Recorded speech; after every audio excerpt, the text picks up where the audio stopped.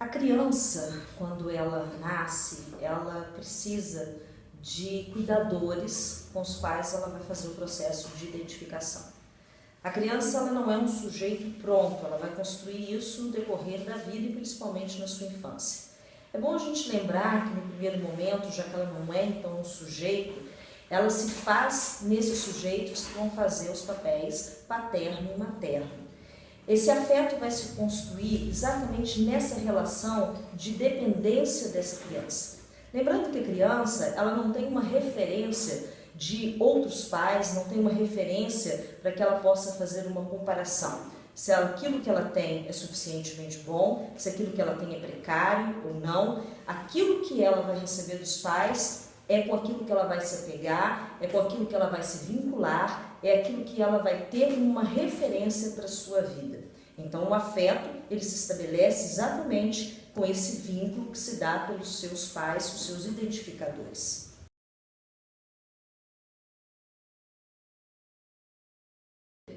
Se esses cuidados eles forem cuidados precários que não atendem à necessidade da criança, lembrando que nós estamos dizendo de uma necessidade física e de uma necessidade emocional.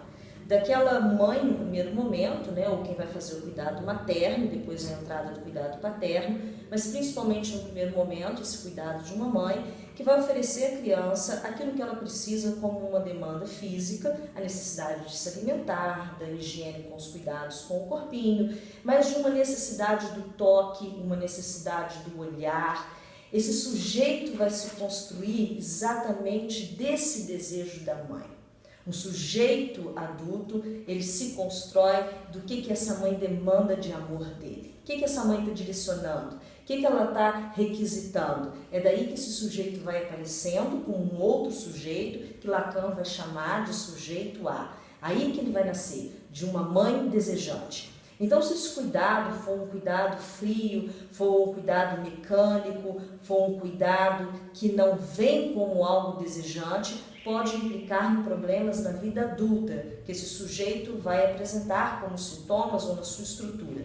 Não há uma receita para a gente classificar aqui e dizer esse é o problema, exatamente porque isso é do sujeito, isso é único. Como que essa criança vai receber essa demanda de amor da mãe? Qual que é essa demanda que a mãe está apresentando? Isso é único de cada relação.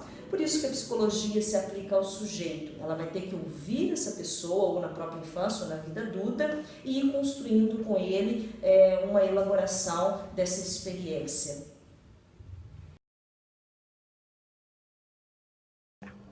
Boa noite, pessoal, tudo bem? Meu nome é Itamar, sou estudante do primeiro período de psicologia, tenho 19 anos. Eu vou contar um pouquinho da minha trajetória na infância, em quesito à afetividade. Eu sempre tive um lar conturbado e nas relações afetivas com pai e mãe, com meu pai, ele era um pai muito ausente. Não era aquele tipo de pai que sai com o filho para passeios, nem que troca conversas, nem dialoga muito. Então eu sempre fui muito afastado do meu pai. Em contramão, a minha mãe era super ligada a mim. Era um excesso de afeto muito grande que me atrapalhou muito. Me atrapalhou porque ela me super protegia e me impedia de manter relacionamento com outras pessoas exteriores a ela, com os irmãos, relações de amizade. Então eu me tornei uma criança muito isolada. Eu sempre me excluí das pessoas, eu sempre evitei criar novas amizades. Eu cresci ouvindo que ter amigos não te leva a lugar nenhum, que amigos não são boas companhias. Por um lado, isso me afetou muito durante a minha infância, que eu sempre me senti muito mal, por não ter amigos, por ser diferente de todo mundo, estar sempre sozinho no recreio. Eu sempre me senti muito mal, me sentia subjugado, inferior às pessoas. Eu pensava, por que uma pessoa tem amigos, tem um pai e uma mãe carinhosos e eu não tenho? Então, assim, eu nunca via minha relação com a minha mãe como uma relação afetiva boa. Eu sempre via como algo negativo. E eu tinha medo, sabe, de ir contra, de rejeitar o afeto dela e, de certa forma, isso ser mais negativo ainda para mim.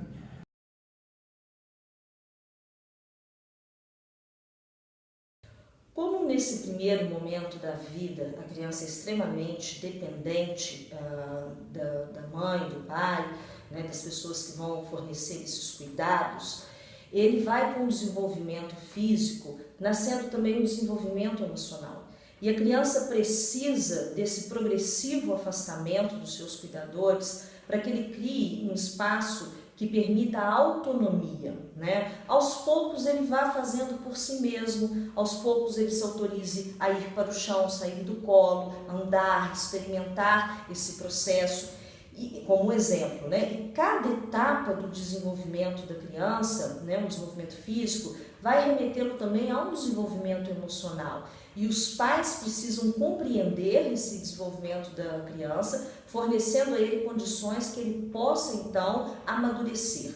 Caso isso não aconteça, né, que a gente vai chamar de superproteção, né, aquela mãe, aquele pai, o cuidador que está sempre se antecipando ao movimento da criança de superação, ele vai ficar fixado numa etapa anterior do seu desenvolvimento, né? Vai ficar uma criança mais infantilizada do que aquela etapa exige. Essa experiência, ela ocorre do ponto de vista físico e muito mais do ponto de vista emocional.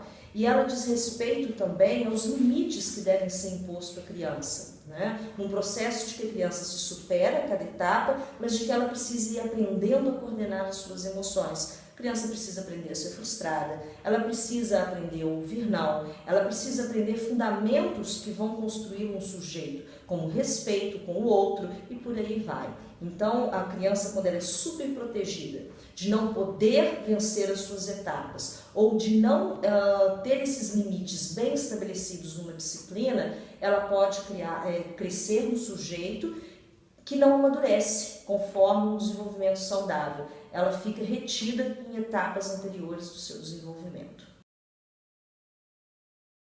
Então, no começo era muito difícil a aceitação do isolamento. Falta de companhia, falta de amigos, falta de relacionamentos carinhosos, de tudo isso. Eu me sentia mal no começo, só que eu me habituei. Eu cheguei a um ponto em que, até mesmo durante a infância, na transição para a adolescência, eu me sentia mal, porém acostumado. Isso foi tomando uma proporção tão grande que eu me ajustei a essa condição e passei a ver o lado positivo disso tudo. Eu me tornei uma pessoa mais independente.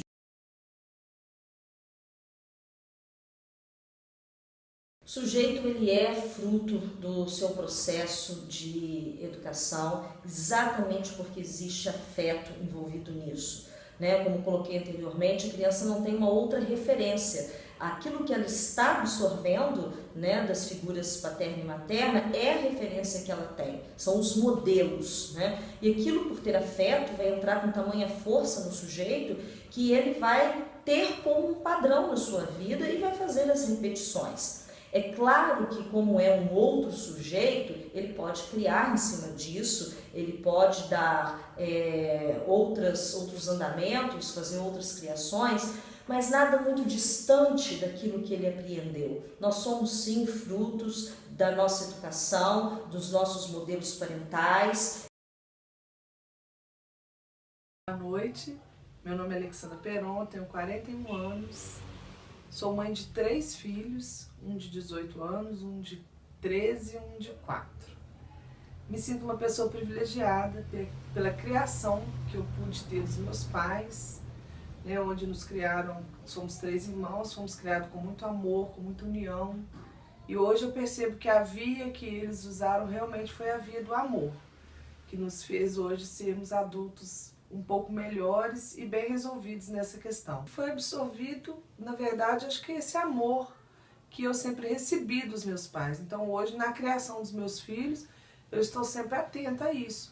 Se eu estou dando a devida atenção, se eu estou dando a devida importância naquilo que eles me solicitam.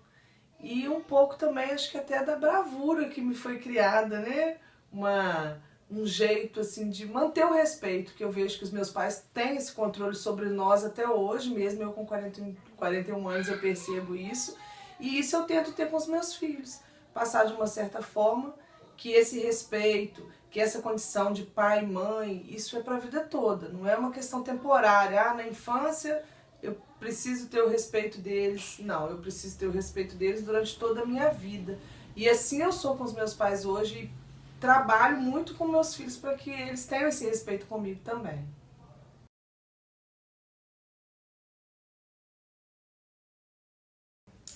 É fundamental. Sem afeto não há processo de identificação, sem processo de identificação não há socialização.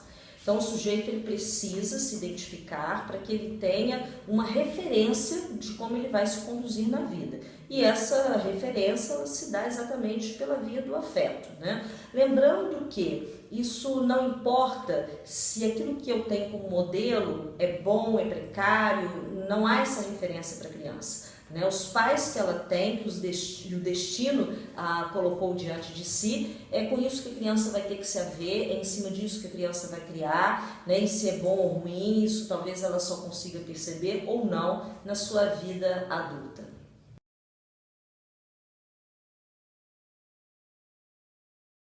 O psicólogo, para intervir com a criança, ele precisa sempre fazer a ponte com os pais. A criança ela é o sintoma da sua família. Ela traz para a clínica as questões não resolvidas ou mal resolvidas dentro da sua família. Então, trabalhar clinicamente com a criança é trabalhar com a família. Pensando que quanto menos idade essa criança tem, mais é necessário se fazer esse trabalho com os pais. Apontando para esses pais o que precisa ser repensado, o que não está funcionando, explicando, conversando. É um trabalho junto com a família, com aquelas pessoas que são importantes no processo de desenvolvimento da criança e aquelas pessoas que têm impacto direto sobre a vida dele, né? E de outro lado, trabalhando ludicamente com essa criança, dando para ela a possibilidade de trazer as suas questões, os seus questionamentos e pensar sobre eles. Quanto mais idade a criança tem, mais você pode explorar esse trabalho com a criança. Mas quanto menos idade, maior é a intervenção junto com os pais.